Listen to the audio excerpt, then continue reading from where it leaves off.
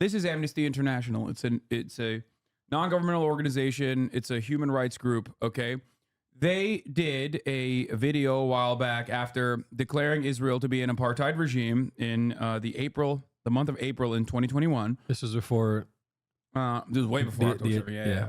Because Israel has been in apartheid for a very long time. Do you know what an apartheid is? Nelson Mandela. Good start. Let's watch this Amnesty International video now. Okay.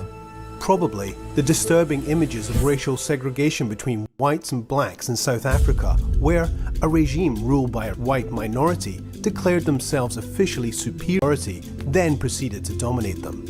South Africa's apartheid system officially ended in the mid-1990s, but that doesn't mean apartheid can't happen elsewhere. Here, in Israel and the occupied Palestinians are being forced off their land and out of their homes, separated and segregated by laws, walls, and checkpoints. They live in a constant state of fear and insecurity, and deliberately impoverished. While, on the other hand, Israeli authorities have given the Jewish Israeli population privilege over Palestinians in just about every facet of life. The question is, does this all amount to of apartheid? First, the definition of apartheid. The against humanity of apartheid is perpetrated when particular serious human rights are committed with the purpose of establishing and maintaining a system of domination by one racial group over another and systematically oppressing them. But does this system exist in Israel and the occupied Palestinians? And there's been a growing debate about whether the situation in Israel and the occupied Palestinian is apartheid. And now is the time for us, as the world's largest human rights organization, to offer up our analysis. Our findings and criticism are directed not at the Jewish people, but at the Israeli state. It's the Israeli state that put in place the policies that implement the laws and the practices that oppress Palestinians.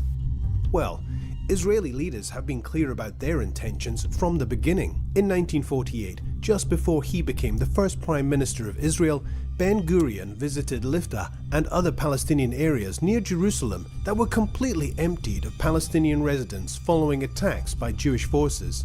I do want to mention something here because, this is, you're right, a one-sided conversation from a trusted third party.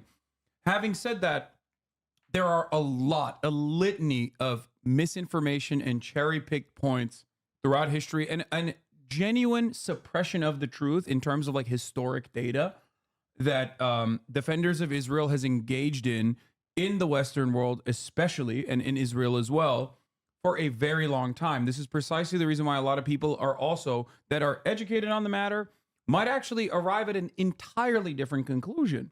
Because the way that this is talking about it is the correct way, is an accurate analysis of the events that unfolded during the Nakba, which means the catastrophe in 1948 when Israel moved on all of the Palestinian villages and basically purged Palestinians from their ancestral homelands, what they lived in, by hundreds of thousands. They moved 750. They moved 750,000 Palestinians from their homes, and basically forced them. This is 1948. 1948. So yes. just after World War II. Yes. And it's going to describe that right now, but the way that people who want to defend Israel, I'll just give you the alternative argument. I'll steel man their position as well. Those who are defenders of Israel will say, actually, no, that's not what happened. These Arabs, as a collective, were always angry at the Jews because they had anti-Semitism at their hearts, and they always wanted to, not live alongside Jews because they hate Jews. It's almost like a false notion of anti-Semitism created amongst the Arab population in the minds of defenders of Israel to make it seem as though they have almost a Hitlerian, Nazi style anti-Semitism. They'll even point to a Grand Mufti, a Palestinian Grand Mufti, a religious leader that was actually a colonial religious leader that the British Empire had placed in position of power, but that wasn't ultimately a popular person at all, to be oh, Hitler literally talked to this guy actually, and he's the one who told Hitler to the Jews, right? Which is revisionism. And it's revisionism that was actually repeated by Benjamin Netanyahu, as a matter of fact, saying that the Palestinian Grand Mufti played a prominent role in in getting Hitler to be anti-Semitic and do the final solution is unimaginable revisionism. Only Nazis would believe that, which Benjamin Netanyahu is.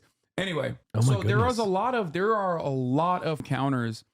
There are a lot of counter arguments to everything that they're talking about, but this is an accurate assessment of the truth. Okay. And if you are unfamiliar with the counter arguments, and if you haven't done the reading, people who are at least propagandists that want to make the truth seem different will be able to effectively wind you down.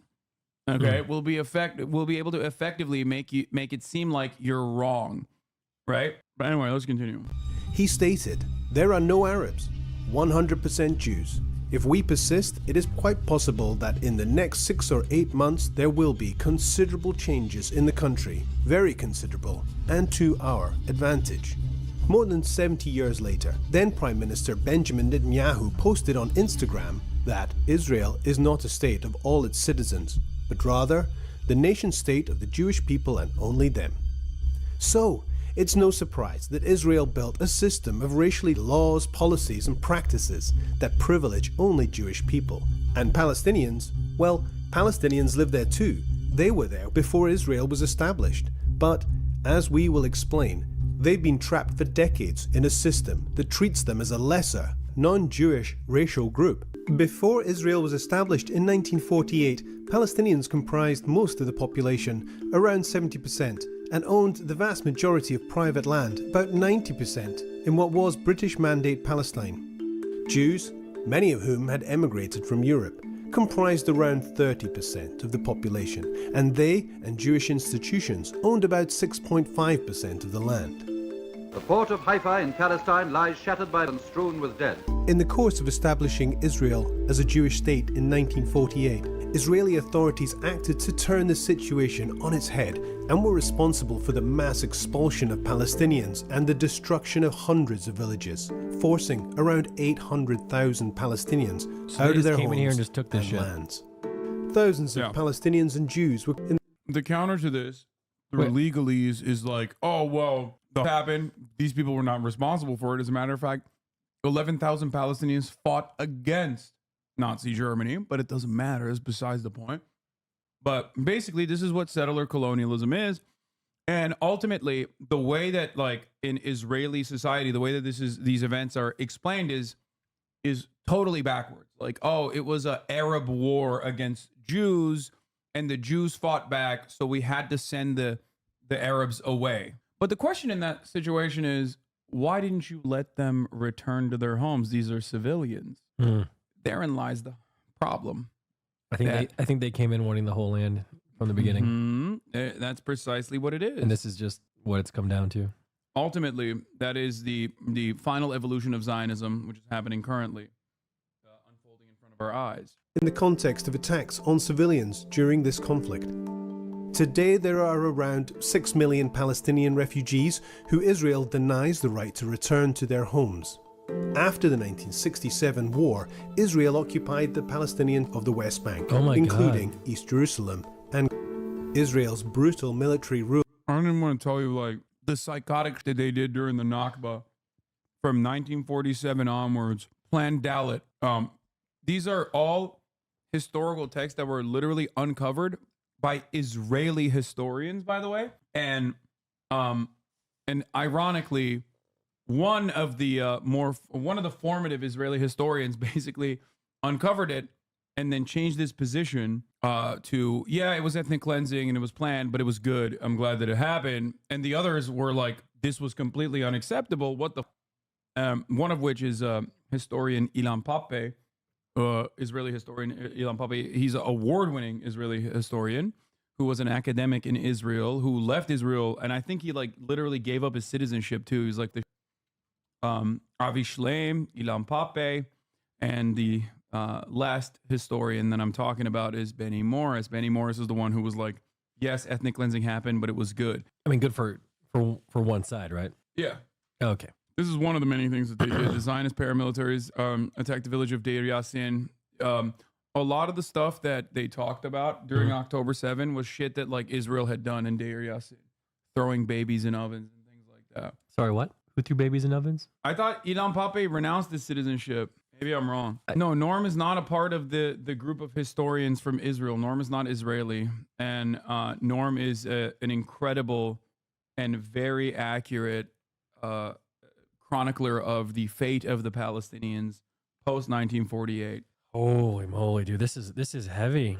Rule, coupled so with the heavy. establishment and expansion of going. illegal Jewish settlements into enclaves, creating further fragmentation your question? and segregation. Nothing. All right, well, you're not paying attention. No, I asked a question of who threw the baby in the oven. Oh, in Deir Yassin, Zionist paramilitaries, Yeah. including like actual paramilitaries that called themselves organizations, like personally, engaged in atrocities in an effort to basically and like let some people live in the villages, in the Palestinian villages that were literally like unguarded. There was not a single person there with like weapons. One of the most like gruesome acts of horror was when these came into the village, and they obviously had a bunch of these people at gunpoint, and there was a baker, and he had this big oven for baking bread, and they took the baker and they told the baker, you have to throw your own son in the oven. The baker refused. So they threw his son in the oven and made the baker watch his son burn alive in the oven. And they threw the baker in the oven. The only reason why we know about this is because the third person that experienced this, that was on that lineup, escaped. And basically the reason why they let a lot of these people escape in the villages after doing like insane atrocities to them, like rape, straight up like raping them to death, a bunch of people. The reason they would let people escape is so that they wanted the Palestinians to go to other Palestinian villages and say, this is what they did to us, leave when they come. So they would do like some of the earliest aspects of psyops. Basically, they would go into like major cities and they would have these big speakers on armored cars, and the speakers would be blasting like machine gun fire and explosion sounds. They didn't actually have they didn't want to use the machine gun fire, whether it was because they just didn't have a lot of resources or whatever, but they basically would surround the city with military and run these like crazy sounds to make people evacuate. Yeah. Would basically surround the city so they can only evacuate from one single file line out of one area of the city. And they would obviously never let them return ever again after evacuating the entire city. That's how they got all the land. Yeah. They didn't everyone, but they enough people. I think it was 15,000 if I'm not mistaken. Out of 800K? That's what they said got moved? No. That's the total number of people that were ethnically displaced. Oh, okay. But in terms of like directly, them, like 15,000 people, but they used the deaths and the lynchings and the rapes to basically scare the 750,000 ethnic Palestinians into leaving. And then they still to this day say, oh, well, they voluntarily left. Okay, they voluntarily want to come back. They would not allow that to happen. They shot a bunch of people that tried to come back to their own farms. And yeah. So now ask Hasan about Turkey and what they do to the Kurds. I mean, I've talked about this quite a bit. But one ironic part about this is that, like, you know, if Israel treated Palestinians in the same way that like the Turkish government treats Kurds, which is still horrifying, especially when you look at Kurdish majority areas where the Turkish military literally engages in like military action. Having said that, however, if the Israeli military treated, or the Israeli government treated and offered full-blown citizenship to every single Palestinian person and considered them simply an ethnic minority, but they have the same rights, even though there is still a lot of, this would be declared the greatest human rights achievement of all time. And I don't think there's a single Kurdish person that would disagree with what I'm saying here. Yeah.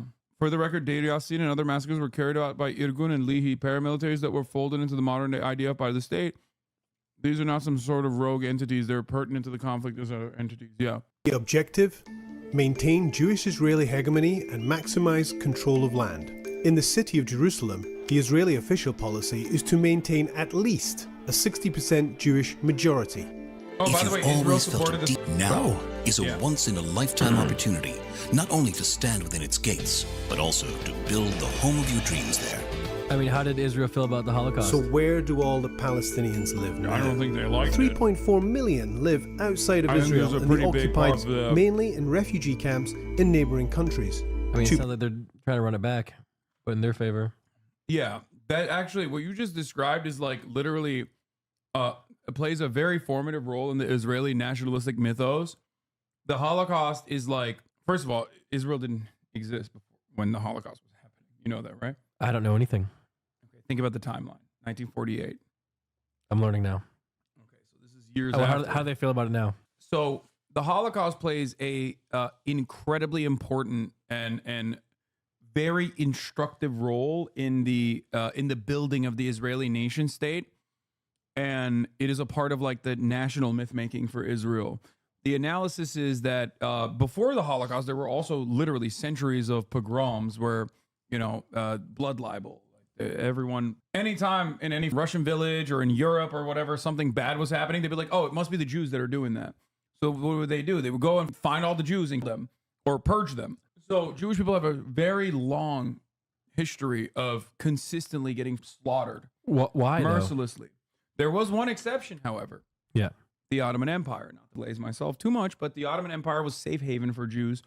And a lot of Jews actually escaped the Spanish Inquisition and came to the Ottoman Empire and lived in many different parts of the Ottoman Empire, including, but not limited to, historic Palestine. And at the time, it was seen as like a significantly better living experience for Jews in terms of like Europe, in comparison to Europe. But that's besides the point. So what I was saying was, what the fuck was I saying? He doesn't know what that means. I assume it has to do with Turkey. No,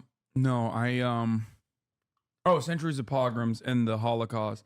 So centuries of pogroms and the Holocaust itself was like a enough is enough moment for a lot of people, I think, where some internalized the message behind never again as like, we can never allow this to happen to anyone ever again, which is the correct message. That's the reason why that message exists.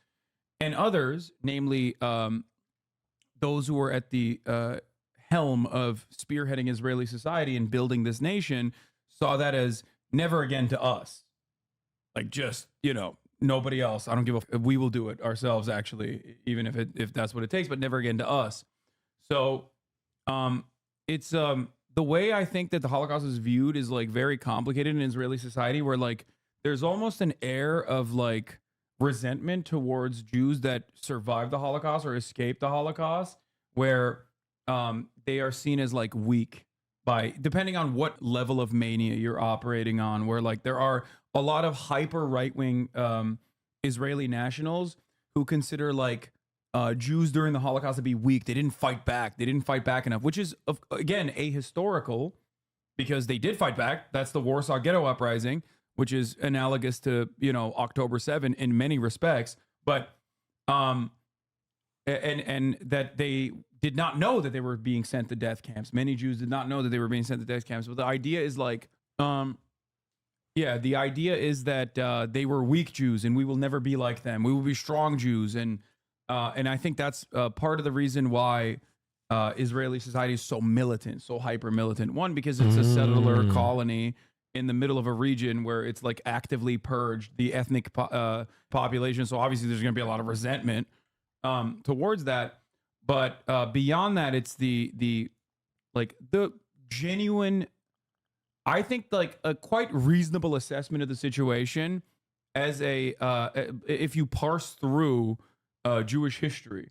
Like, it is understandable, bro. If your people are getting constantly everywhere and being made to be the only reason why bad things are happening, then yeah, you're going to be like, holy, we cannot have this happen again. We got to be like super militant. And I think that complicates things a little bit if you're Jewish and learning about Jewish history, or if you're like a little bit interested about, Jewish history.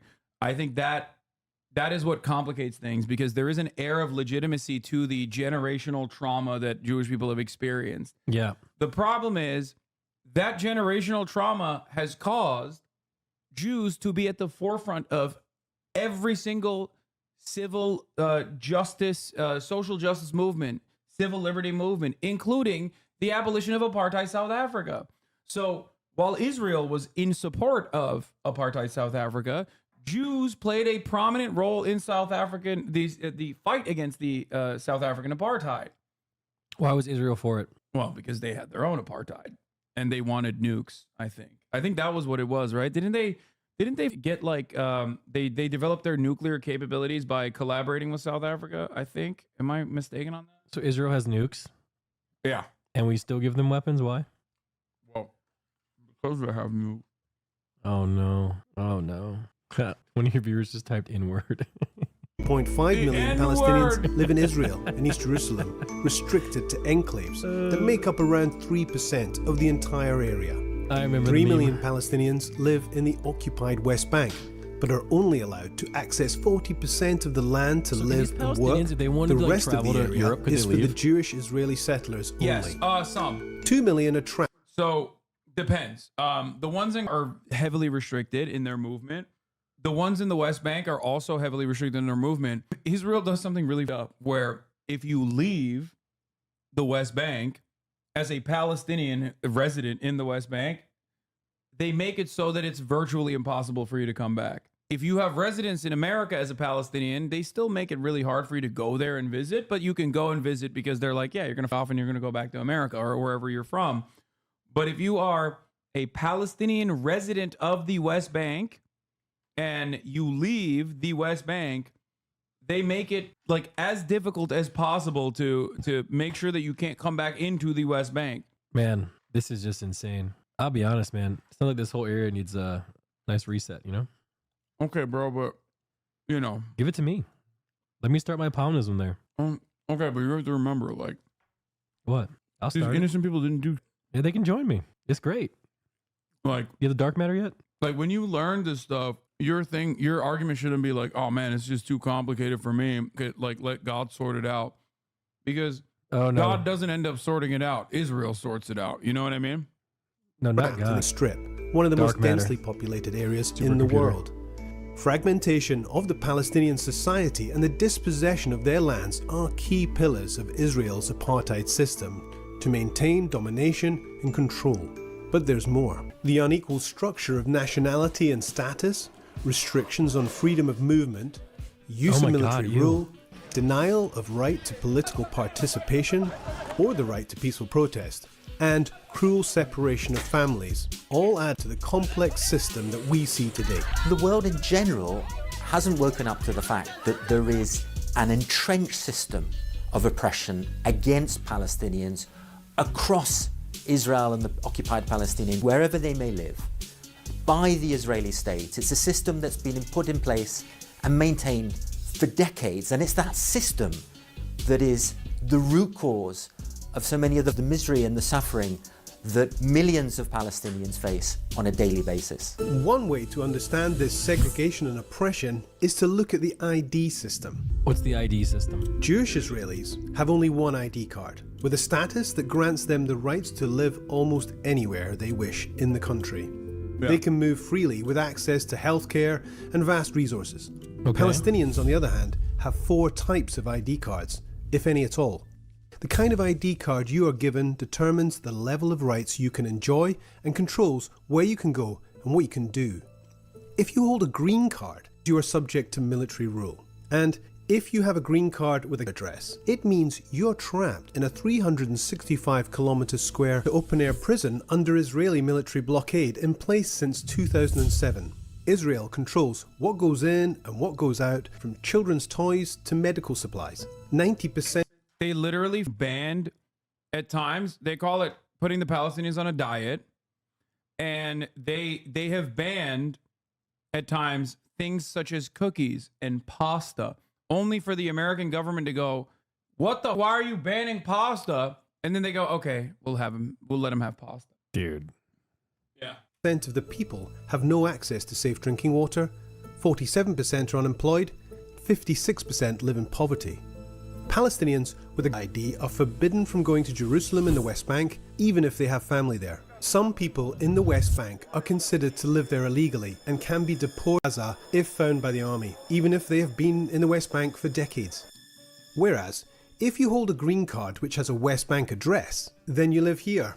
This green card means you can live within specific enclaves. Also, if you're an idiot and you only regurgitate whatever the Israel says for its justifications for like some former Twitch, now Kick streamers, you will look like an absolute baboon in front of knowledgeable people when you turn around and say, oh, they banned sugar, like cookies. Okay, they ban cookies and pasta because they're making that out of it. Is that possible? No, it's not. It's already processed. It's inside of a cookie. You can't, unless Palestinians have figured out something that no one else has, alchemy of that sort. Okay, you can't just use cookies as making material. Listen, they would have figured that out if it was possible. Yeah. Ted Kaczynski had an IQ of like 175. Yeah, if you read his writings, I quite the idiot, in my opinion. What he said about technology wasn't far off. Okay, but that's it. That's like kind of the only thing. Everything else was crazy, but he hit the nail on the head about the society and technology. But it was also insane, bro. Amen. Enclaves surrounded by illegal Israeli settlements. And there's a separation wall and fences built around you since 2002, which Palestinians call the Apartheid Wall.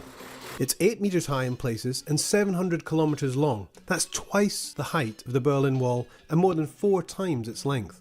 80% of it is built inside the West Bank, occupying even more Palestinian land. So they actually built the wall. There are separate roads for Israelis and Palestinians, hundreds of checkpoints scattered throughout, not to mention the 54 years of occupation which has devastated the lives of millions of Palestinians. Palestinians with a West Bank ID can travel to Gaza or East Jerusalem, but only if they receive a permit from the military to do so. This blue ID is for Palestinians in East Jerusalem. They can travel to the occupied West Bank as well as to Israel, but they are not citizens of Israel. They have only been granted a residency status. So how do This you get means this blue one? that they cannot vote in Israeli national elections, and if they leave East Jerusalem for too long, for example, to study or work abroad. It's the only, see, this is what I was talking about. They have their residency revoked. You don't get it. Like, they don't give it to you. They don't offer it to you unless you're literally already in East Jerusalem, which is that Israel literally has. All right, I'll ask you this much. Would it shock you if you were to find out that Israel has opened in the laws direct goals of what the population percentage of a certain area needs to look like? Well, After finding out about all this, probably not. But like, if I were to tell you, 4 hours ago that like, did you know that Israel has an interest in maintaining a certain percentage of like the Jewish population in an area? I can't answer now because I saw earlier they said they wanted 60% or something. Yes. I saw that. Yeah. I remember. Yeah, it is literally a part of the overarching goal of the state is like, we have to keep this area 60% Jew. This sounds As a Canadian citizen, I'm not allowed to fly into Tel Aviv. They would put me on a flight to go back. I'm only allowed to into the West Bank through Jordan, and I can't go to Jerusalem either without a visa from them, which they normally deny. Yeah. If you're a Palestinian, if you're an Israeli citizen, if you're an Israeli Jew, right? Because Israel has its own demographics, which is really funny because like Israel is relatively diverse in terms of like the actual ethnic backgrounds, because there's plenty of Arab Jews as well, right? Like if I were to put a lineup and be like, which one is Palestinian, which one's Israeli, you would not be able to tell them apart. They all look diverse. Like there's white ones, and then there's brown ones, and even black ones, right? And black what? Jews and also Arabs. Yeah, there's Ethiopian Jews, bro. They look like me? I mean, you're light skinned enough, but no. I mean, Ethiopians look kind of. I mean, I guess kind of. Okay. Could Nick be Ethiopian, chat? They're probably darker. And the same goes for Arabs. Anyway. Yeah. Israeli society has created because of its ethno-state status. The Israeli government has created a designation. There's 2 tiers. You are either an Israeli citizen, like full-blown citizen, which means you're Jewish, or you are a non-Jew living inside of Israel. We call that the Palestinian citizens of Israel, the 1948ers, the people that were there that were offered citizenship at the time. The only thing that makes them different from like full-blown Israeli Jews is that they're just not Jewish, that they're either Christian or Muslim. Now, here's where things get interesting, okay? There are Arab Jews. Itamar Ben-Gvir is the Ministry of like Interior Defense or whatever, like the national police guy, right? Mm-hmm. He's from Iraq. He's Arab, but he's Jewish. So even if you're Arab, you still get slotted into Jewish as your ethnic and religious background. And what's really interesting about this process is that if you are an Israeli Jewish citizen, right, regardless of where you're from, and you want to marry a Palestinian Muslim in the West Bank, you can't bring the Palestinian Muslim from the West Bank into Israel. Even if you get married, you have to live in the West Bank now. You can, your citizenship only goes down. Like you only get level down. You can't level up. Okay, that is I've had a conversation with a literal Arab, with a Jewish Arab from Israel, teenager. Mm-hmm. And in the conversation, I tried to explain to him that like he's technically Arab as well, or Itamar Ben Gvir is Arab. And he got mad at me. He was like, no, they're not Arab. They reserve the term only for non-Jews. Calling an Israeli Jew an Arab is like calling them a slur there. Yeah. Okay, Hasan. Yeah. Help me here. What? What's an Arab? I don't understand what you're saying. Arabs are people of a specific ethnic background from Arab countries, like predominantly Arab countries. Right. Okay. So where you're born at, it's that, not that speak Arabic. So you can be Jewish if you're born in an Arabic country. Yeah. There were plenty of Jewish people that used to live in Arabic countries. Some of them, some of them were literally after Israel was developed as a nation state. Some of them were purged from the Arabic nations because they had their own pan-Arabic or their own nationalist movements in their development of the nation state. So they literally were forcing them out. Or Israel also personally, like in the case of Iraq, was making it so that they would do false flag attacks like synagogues. Israel would a synagogue in Iraq to be like, see, they hate you. You need to come to Israel now. So let me get this straight. If you're in Arabic and if you're from help, you said if you say you're an Arabic Jew, it's a slur. Jews in Israel that are from Arabic backgrounds, okay, they will that come from countries that Arabic countries, do not consider themselves to be Arab. You can only be Arab inside of Israel if you are non-Jew. If you are not a Jewish person, you can be.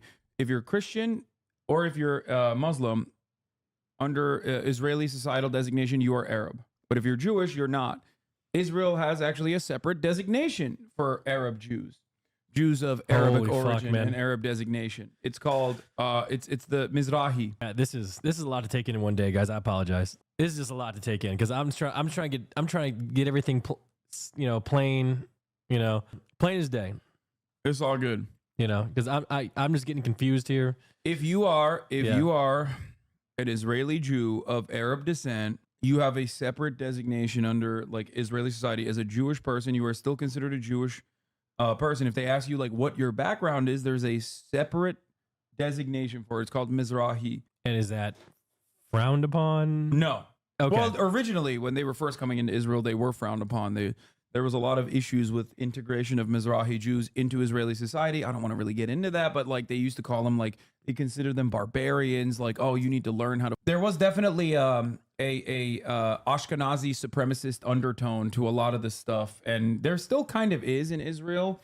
Ashkenazis are Eastern European and white Jews, many of which that live in the United States of America as well. So like. There is definitely colorism in Israel as well. They did a sterilization operation on Ethiopian Jews specifically because they claimed it was so that they would stop birth defects, but it was actually so that they would stop having children. Because they wanted to continue the Western European style nature of Israel. Israel also engaged in ecological colonialism, where they would like raise all the Arab villages, change the villages to sound more Israeli in name, like Hebrew. They also did like really unique. I mean, Hebrew as a language was basically revitalized. Like it was a dead language ultimately. Most Jews like spoke Yiddish or whatever the language that they spoke in their nation of origin. And then they literally single-handedly in this nation-state project revived a dead language, brought it to the forefront. Unfortunately, some of the consequences were like the desecration and destruction of Yiddish because of some of the similar, cultural aspects of Yiddish that I explained, or cultural remnants of like the way that some of Israeli society internalize the Holocaust or how they look at the Holocaust. But I have heard of the word Yiddish, chat. Okay. Yeah. Someone said Nick hasn't heard of the word. It's not entirely accurate. I mean, I think it's like, it was almost an entirely liturgical language like Latin. I think that like if Israel wasn't such a bloody permanent occupation, settler colonial occupation, like there is a lot of phenomenal achievements that you could point to, including literally like the revitalization of a language such as Hebrew in such a short period of time. I think that the problem is it came alongside the destruction, but in terms of like the ecological that I was referencing, they literally would raise these villages, change the language or change the name of the villages to like, you know, either biblical or not even biblical, but like they would change it to like Hebrew words. But then also they would destroy the olive trees. Olive trees take hundreds of years to like grow and bear fruit as efficiently as they can in Palestine. And they would burn the olive trees down, and they would plant European style trees. They would plant trees that like resembled the European fauna, and yeah, like pine trees, and obviously pine trees like exist in Lebanon too. But like basically they changed the ecology of the entire area, or not the fauna, the flora. Sorry. And what ended up happening is like now they have a higher likelihood of having like wildfires because it's like such a dry area that it's not supposed to. They shouldn't have done it then. Yeah. Anyway, So yeah, they engage in ecological fascism. I have another dumb question. Yeah. For like Gaza and like the West Bank, do they have internet? Yeah. Yeah. So there's a couple different processes. One now former HasanAbi head who was ex-Israeli state. Excuse me. One of your viewers was executed by the. A bunch of my viewers, yes. Shut the up. What do you mean shut the fuck up? He was also a TikToker. He also had a TikTok. Yeah. What? Yeah. There's the a video of him. fuck, There's dude? a video of him explaining the process of using eSIMs. And they them? Yeah, in an internet cafe. Oh, brother, should I not be on this stream? Oh my god. You're not in Gaza. But oh my god, this is wild, Hassan. This whole thing is crazy to me, man. It's been tough bringing this up, but I don't even want to call. I don't even want to talk about it. It makes me really sad to think about. But his name is Meadow. Anyway, he was a TikToker and he loved growing plants. He had like a miniature greenhouse. You don't have to get into it if it's sad. Anyway, please don't. the point is, he had a video where he talks about like how they get internet, where they go to the Egyptian border and they have eSIMs. Yeah. And they like put the phone up so that he could pirate videos and then, you know, watch American movies and TV. So he would get cell service from like from Egypt. From an eSIM from Egypt. Yeah. Okay, so they don't have internet. They have to. They have to go get it their own way. Yeah, Israel controls like the telecommunications as well. Like they would routinely blow up. He thinks they kill him because he watches you. No, he did. They didn't kill him because he watches me. They killed him because he's just a Palestinian, and you know, they don't care. Oh my god. Anyway, but yeah, basically they control internet access. They'll blow like telecommunication centers. Like they'll blow up cell towers and stuff every now and then to force a blackout. In the early stages of they would just like blow up the cell towers to do a complete communication blackout so that people couldn't get the word out about what was going on. But nowadays they don't even feel the need to do that because people just don't care. Like so many people have died and Americans don't care. Israel only offers justification for the people that they if it becomes a major news story in the West too. That's the other thing. Like World Central Kitchen, led by Jose Andres, American chef, very famous, Barack Obama's favorite chef. World Central Kitchen was literally like Jose Andres of World Central Kitchen was like defending Israel in the early months of October, being like, Israel has a right to defend itself. He was like on a Spanish parliament member who was saying like Israel does not have a right to destroy Palestinian lives like this. Stop it. He was like, you know, critically defending Israel and stuff. So this guy is World Central Kitchen, right? Yes, he's from Spain. I know. But he's like very famous in America. Shut up. Anyway, he's done a lot of good stuff around the world. So he collaborates with the Israeli government. The Israeli government's like, oh, this will be good PR for us if we get this famous Spanish chef who is a Zionist himself to go and like deliver food. So the World Central Kitchen basically operates in a similar capacity to UNRWA. Oh my God, I can't even begin to explain what UNRWA is to you. Never mind, I'm not even going to get into the Refugee Relief Works Agency. So they go and they hire Palestinians and they try to use like Palestinian kitchens. They try to use the Palestinian food. Like if they go to an area that is impacted, they try to hire the people there. So it's like double aid. You know what I mean? They give them money and they give them money and they use their own logistical supply chains. Anyway, it's a wonderful organization. Yeah. It is also comprised of Westerners, like Americans, British people, Australian people. They go down there. Yeah. World Central Kitchen was in collaboration with the Israeli government when they were offering humanitarian aid to the Palestinians on the ground. There's a process called deconfliction. It's like a military term that it's like a military term that is used like when you're coordinating your movement in a war zone so they don't leave you. Sure. Right? Ambulances do this as well. Palestinian Red Crescent does this with the Israeli government. They get all the time, but they're Palestinians, so that doesn't really matter to the rest of the world. But World Central Kitchen was engaging in deconfliction with the Israeli military, and they were going through the expected route. The Israeli they call it a rogue brigade, but it was just like any other brigade because it's a zone, triple tapped that convoy and executed 7 World Central Kitchen humanitarian aid workers. This was a major news story for a week. Including the guy from Spain? No, not Jose Andres. He's still alive. But he changed his attitude about Israel quite dramatically after that experience where he was like, what the fuck are you doing? You're just my friends. But only after that, he, changed his tune on Israel. Not that it matters, because nothing came of it. No changes were made. The people that engaged in the act got barely a slap on the wrist. Dude. Yeah. Is that them? Yeah. Oh my goodness. Yeah. Israel slaughters Americans. Israel slaughters people from Australia, Poland, USA and Canada, UK. They like UK vets. Are they doing this on purpose so people just be like, you know what, I'm not going to help anymore? Yeah. Dude. Yeah. What argument do you make to people who don't wish to believe in empirical facts just because who's giving the facts, as well as to inform people that are only taking verbal information just as worse as ignoring other information?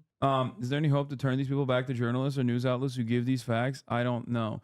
If someone, and there are plenty of people like this because of living in the post 9/11 universe where like if you're Muslim, they automatically declare you an enemy combatant in their eyes.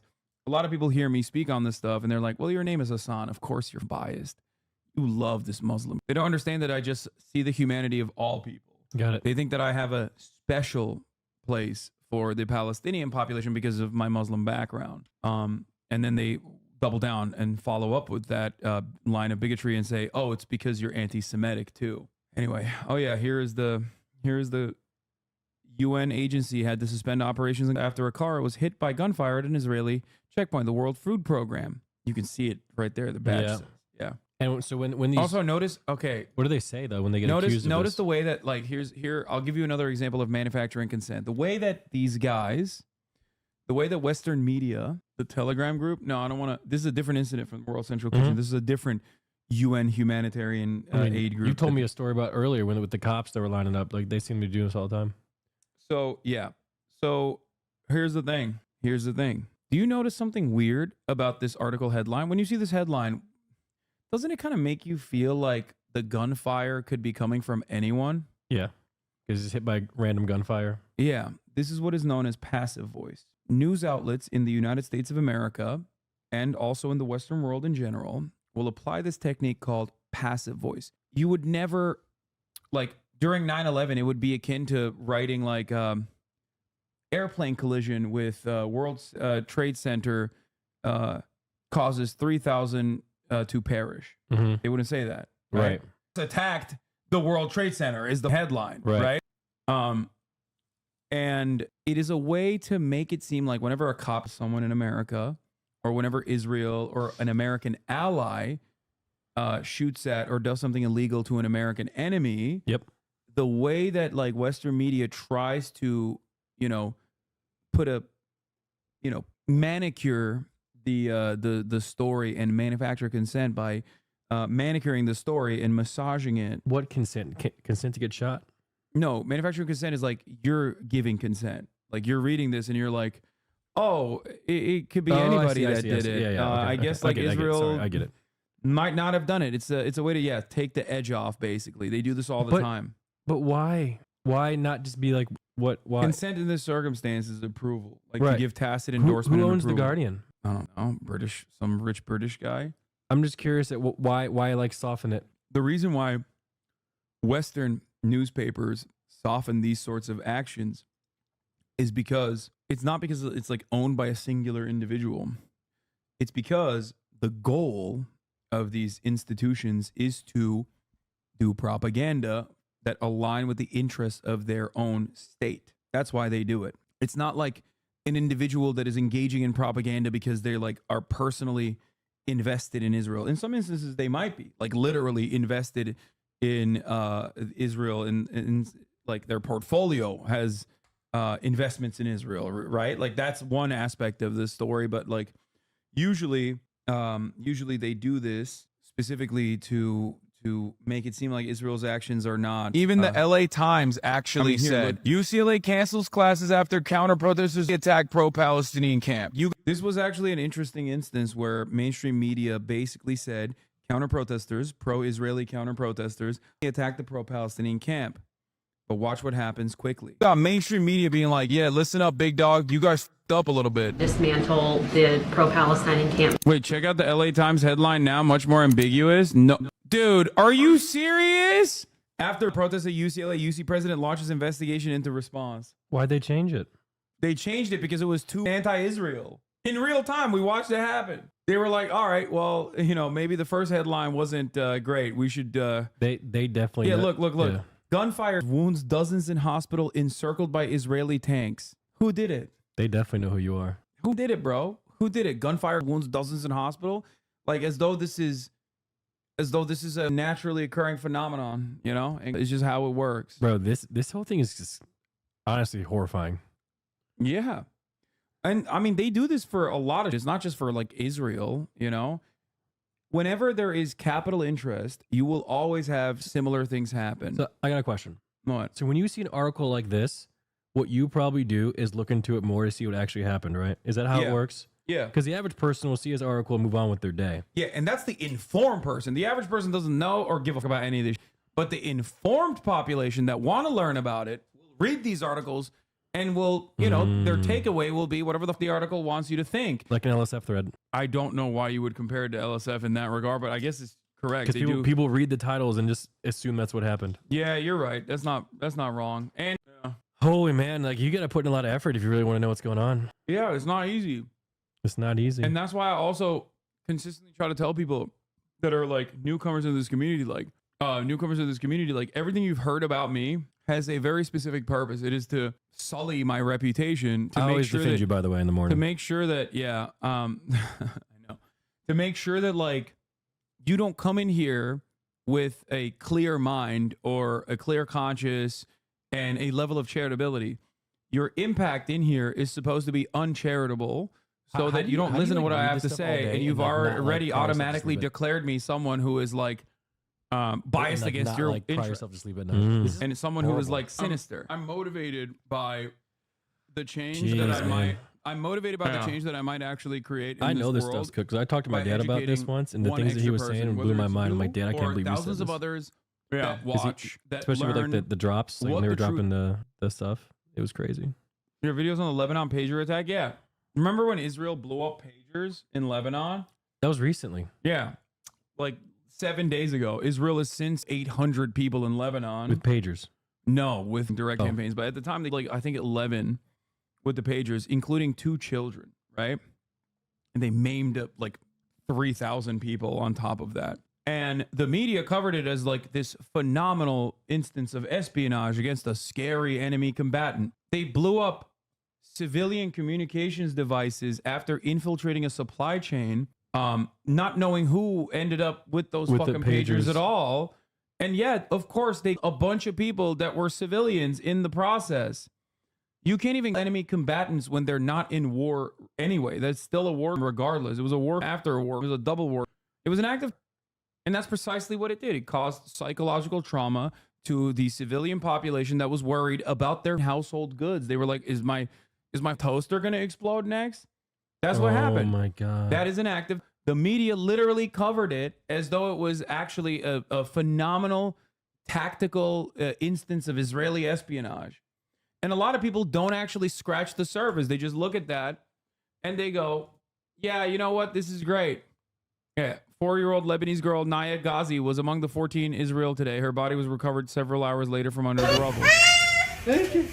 I mean, we're not going to see her blow up, are we, or anything like No. that? Okay, please. No, this was the rubble when they started. Oh my God, dude. Yeah. This is heavy stuff, man. Yeah. Chat, you be here all days listening to this guy, huh? This stuff is not for the faint of heart. It really isn't. Yeah. So, you know, it is what it is, I guess. It is what it is, and this is why you like to play basketball, because that's where you can just be free. Yeah. Yeah, I get it now. If the enemy is facts, the only way to win is by attacking the messenger. Yeah, that's exactly. There were media correspondents that called the attack awesome. So many people. Like, Why would that be awesome if you're blowing up civilians with pagers? because it's the enemy. They're enemies. They're Arabs. And the Arabs that die as collateral damage is simply just like Arabs that shouldn't have been in the way. Okay? That's what it is. That's how dehumanization works. This is also, this is why a lot of people despise American foreign policy, like absolutely hate American foreign policy. Man. Watching churches get during Christmas really me up. Hard to enjoy things when you know stuff is happening. Yeah, Israel was doing that. There were Palestinian churches. Anyway, the craziest part of it is that they say these guys are human shields. That's like the Israeli propaganda for it. They're like, oh, well, they're human shields. They're in the way of our. You know what makes you kind of wonder? How much of like after like 9/11, the stuff that I was told as American citizens was just not true? What do you mean? A lot of it. Why did we invade Afghanistan? I don't know. Why did we invade Iraq? The bad guys were there. Yeah, they hadn't, brother. 17 of the 19 hijackers were Saudi. I know. Why did we not invade Saudi Arabia and just went to random countries instead? Now, for Afghanistan, you could say, oh, they were holding Osama bin Laden. Okay, turns out he was in Pakistan anyway, which is again next to the Pakistani military training facility. He was living there. But regardless, when he was in Afghanistan, we had the opportunity to extract him without invading Afghanistan, but we invaded anyway. Do you like George W. Bush? No. Well, when he dodged those shoes. That was unfortunately one of those instances where you hate hearing about someone who is worthy of so much more worse things, but he just got good reflexes in that time. Did you see him tell a security guard to back off when the second shoe was coming? No. He did. He told his I got this. I'm going to dodge this shoe. That's all I know. Dude, that's... Yeah. Whew, man. They lied about WMDs in Iraq. They were like, oh, they have, WMDs. We got to go invade Iraq. Iraq was even less involved. Iraq was even less involved than Afghanistan was, and Afghanistan wasn't even involved at all. Dude, life is just, it can be quite sometimes. Yeah. And I'm over here just enjoying my Veronica Khalil every morning. But here's how this works. Yeah. Yeah. Bush rejects Taliban offer to hand bin Laden. Excuse me? 9:30 p.m. update. Taliban demand evidence of bin Laden's guilt. Second week of airstrike starts. Taliban urges U.S. to halt. They were going to hand him over? Yeah, dude. Didn't it take us 10 years to find this guy? And Barack was like, we got him. Don't even get me started on. Osama bin Laden was a known asset. I know. And even before, there were plenty of people who did not like him and were actually against him amongst the Mujahideen, not the Taliban, but other groups in the Mujahideen in Afghanistan. On 9/10, they assassinated the guy who wanted to give America, warn America about Osama bin Laden. But yeah, they rejected the Taliban offer to hand bin Laden, and they said, we don't negotiate with. Okay, this might be a loaded question. I'm learning everything for the first time. Everything seems new to me. Was bin Laden behind 9/11? Yes. Okay. So not everything I know is a lie. No. Okay. All right. But bin Laden was before 9/11. All right. Osama bin Laden for many, many years got positive coverage even from the Western news. Did you know that? No, I'd never heard of the guy before that happened. Let me show you the tape. No, oh no. There's a tape? No, it's not a tape. Didn't he play Counter-Strike? I think so. He was also in the hentai, I think. Hold on. Osama bin Laden. Was it in which newspaper was it in? Guardian? Revolutionary USSR. Wait, was it? Oh my. Center for Public Integrity, how the U.S.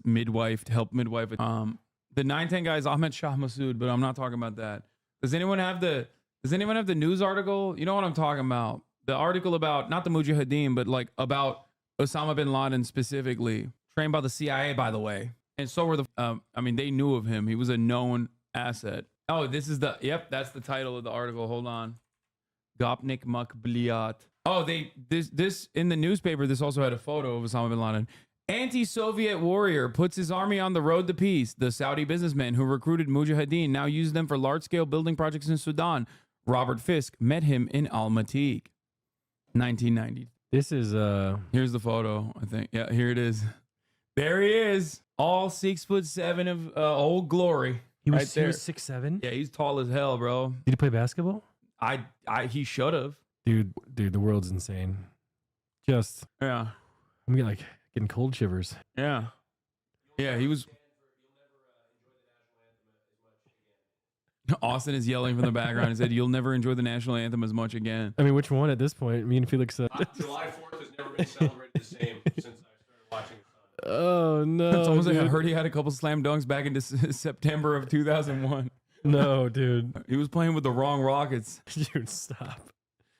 Oh my goodness, dude. So here's the thing. The Yeah. reason why you are completely not knowledgeable of all these affairs is because it would make you go crazy if you constantly thought about this.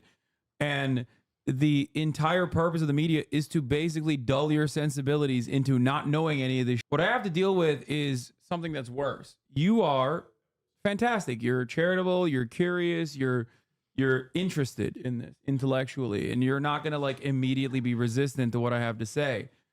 But How do the you average like person that constantly gets all of this propaganda, for example, sometimes in the media, they'll be like, an anti-Semitic already has a resilience to what I have to say. Jewish And community sometimes center will go for the go other forth day, and the other defend week, it, where and they will defend the Israeli actions. That's what pisses me off more than anything else. That are not knowledgeable come in here and repeat talking points they heard from some YouTuber who is also not knowledgeable on the issue, but they're also like, now the person is repeating a person that didn't already have like the full scope of the story, and are like not even remembering the talking points correctly, and they're just pissing me off because they're so smarmy and annoying about it. They're like, and also on top of that, they, especially in this instance, they'll also package it with like a ton of Islamophobic sentiment to be like, this morning someone came in and was like, I heard your pager is beeping. Like, that's like a threat. You know what I mean? He's saying like, Oh my god. you know, you're Hezbollah and you're going to blow up. Like, you know, I hope the American government do. That's what that means. And it's very frustrating because like, if you interrogate that person and try to figure out where they came to this conclusion, they have no knowledge whatsoever, because it takes nothing to just be like, you're a dirty, you know, sand N-word and you're going to blow up. It takes nothing to say that, you know? Well, why would they say that? Where's the anger coming from? Well, you weren't here this morning when I talked about it, but that anger comes from the fact that that doesn't have health care, that is fully aware of the hurt and harm caused to him by his own government. He at least experiences the impacts of it. He knows that his life is never going to be as good as his parents' generation. He knows he's never going to have a home. He knows he's never going to have a job. He's never going to, or have a meaningful job. He's never going to be able to retire. So that makes him really angry. He's frustrated. And in that anger and frustration, he lashes out at whoever can hear him. And it makes him feel powerful in that moment to be like, this guy, this Twitch streamer, he has a lot of money. He's hot. People listen to him. But, you know, I'm going to piss him off because he's lower than me, because he's a dirty Muslim defending other dirty Muslims that are getting brutalized by the American and Israeli militaries. That's where that anger comes from. That's where it comes from. You know? The notion that someone will look at you and because you're black, assume automatically that you are weirdo. worse than they are, that you're lower, you're inferior to them. That kind of like, that kind of white supremacist sentiment. I have dealt with that in the past. Someone said Netanyahu's dead. No, he's not, bro. Shut up. You want to know how I defeated it in the past? No way. How? So people used to call me like the N-word and stuff back in middle school. But then I realized I could say something to them that hurt them even more. What? I would just call them poor. Okay. It was a defense mechanism. I feel you. I understand, I guess. For real, HasanAbi argue with you dead ass 2 hours just to finally say, okay, well, maybe it's possible I don't have all the facts. Yeah. Oh yeah, LBJ. What do you say? LBJ, Can I see the Lyndon quote? Big Johnson said, if you can convince the lowest white man he's better than the best colored man, he won't notice you're picking his pocket. Hell, give him something to look down to. He'll empty his pockets for you. The president said this? Yeah. He said this. Yeah, he had a fact, bro. What do you mean? He's unstoppable. He had a fact, and he really wanted to do Vietnam. But like, isn't this kind of insulting towards white people? Oh, woe is me, bro. No, I'm just saying. And like, I mean, it is, but who gives a... No, I'm saying, but it's like people. He's speaking the truth. Then. Yeah. I've never heard this quote before. That's interesting. Nixon said words. Yeah, but he didn't say that about white people. Nixon said that about black people, Jews. Was Nixon? Dog, which American president wasn't? Barack. Barack Obama called Black Lives Matter protesters uppity thugs. Who? Barack Obama called Black Lives Matter protesters uppity thugs. Oh, was he joking? No, he wasn't joking. Better question. Who's not? Didn't he also do the pull your pants up too? I feel like he did that. He did that too. Who was not? Just who in general? I mean, Barack Obama loved melting black and brown people overseas with drones, dude. He blew up a goddamn hospital. He even Italian doctors. Wait, that? Yeah, bro, Kunduz. I don't know what that is. He blew up a hospital in Kunduz. And for fun? I don't understand. The hospital was a Doctors Without Borders hospital, so he had to apologize for it because, like, he white people too. He blew up weddings. I've raised money for them before. What? Doctors Without Borders? Yeah. I've raised money for those before. They're sick. I love Doctors Without Borders. Goddamn commie doesn't want. Yeah, he had to apologize. An error with fatal consequences. Barack Obama has apologized to Doctors Without Borders for the U.S. bombing. Right? Yeah, because white people. How many hospitals they blow up that they never apologize for because there were no white people there? This happened to be. Who's the guy on the left? I think he's. I'm assuming the French. That mistakenly hit the NGO in Kunduz. 22 people. I actually don't know. President Obama spoke by telephone with Doctors Without Borders International President Dr. The German president, Joanne Liu, to apologize and express his condolences for the MSF staff and patients who were then injured when a U.S. military mistakenly struck an MSF field hospital in Kunduz. After completing that call, the president telephoned. Yeah. Anyway. Did all he say was I'm sorry? Did he do anything? He hit the wrong location. It has nothing to do with white people. Lol W. Stop it. No, dog. No, you idiot. He apologized because white people were. How many wrong locations the American government target over and over again with no apologies? This is what I mean. This doesn't know the facts. I do. He misunderstood me, and now it's like my problem. You know what I mean? He's making his problem my issue. He's making it the issue of 35,000 people that are watching right now, and it's very annoying. You know? Jeez. My old look. My boomer black chatter. Bro, telling young black men to pull their pants up ain't, brother. It's saying be respectful to yourself, not having your ass hang out. I mean, to be fair, my mother also told me to pull my pants up. Isn't she also conservative, kind of? No, my mom rants about Donald Trump all the time. I know, but like, that doesn't change the dynamic. You can still be conservative and be anti-Trump. Well, no, she's voting for the blue team. The Democrats? Come on, you know, Listen, she's just super religious and she doesn't like. Okay, awesome there show. you go. Like, I don't know what to tell you. Isn't it quite ignorant being I know more than you? Yeah, it is. If I was not fully aware of the situation and also knew that that person didn't know what he was talking about. So in this situation, it's actually not ignorant. It's addressing ignorance. But you are hyper-focused on the aesthetics of it, okay? But you assume people don't? Yes, because in a situation where I have the full scope of knowledge and I'm talking about a specific aspect of Barack Obama's drone program where one of the unintentional targets was a hospital that was a Doctors Without Borders hospital, which was unceremoniously and uniquely apologized for as opposed to the litany of others that Barack Obama never apologized for. I'm saying he only apologized because he Western doctors, okay? And if you come in here in this situation, if you come in here and you tell me like, nah, it had nothing to do with white people, lol, then yeah, you are ignorant of the facts. And it shouldn't hurt your feelings that you are not knowledgeable. The more you know, the more you realize that you don't know. You're so wrong, it's ridiculous. You're so left, you're actually on the right, fully aware. Bro thinks he knows everything. This guy must have got a gifted sub. There's no way he paid for this. He did. And he did that, and now he won't see the top of the hour ad break, which is coming in the middle of the hour because I forgot to run it.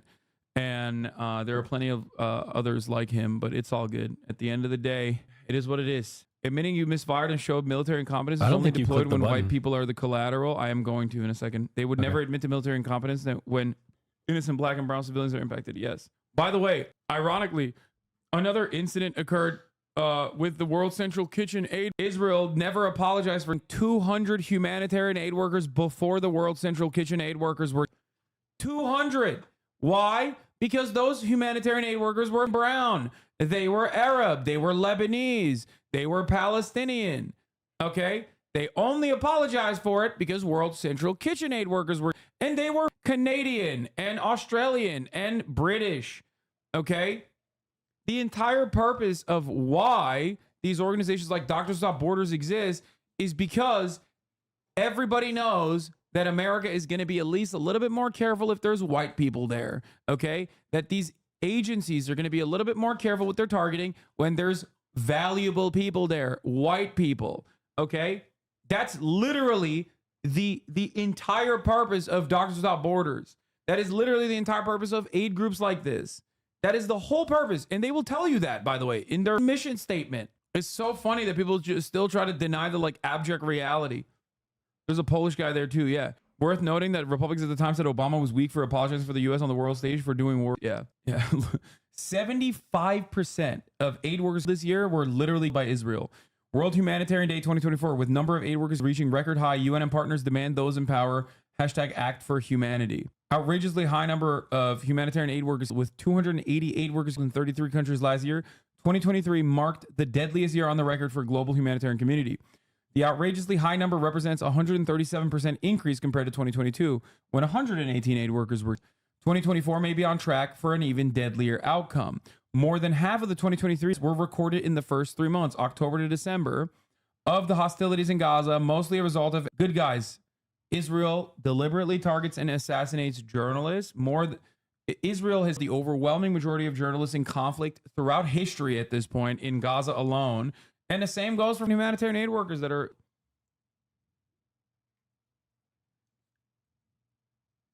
Ultimately, they get to whoever they want. And you can't say a damn thing about it, because if you do say a damn thing about it, you're anti-Semitic. Shut up. That's it. Hasan doesn't often accept he might be wrong. I don't think he's wrong in this instance, but that's not exactly relevant. That's not correct. I do accept when I'm wrong. Like when I said, Russia will never invade Ukraine. And ain't nobody ever let me live that down, okay? So you're wrong. Ironically, I'll give you examples. They did invade Another Ukraine. thing that I was wrong about, for example, was, dude, I was thinking about this the other day. I was wrong when I said I don't think the Republicans will actually take away abortion rights, because that would be an unimaginably stupid thing for them to do so, because they would suffer political penalties. I said this years ago, okay?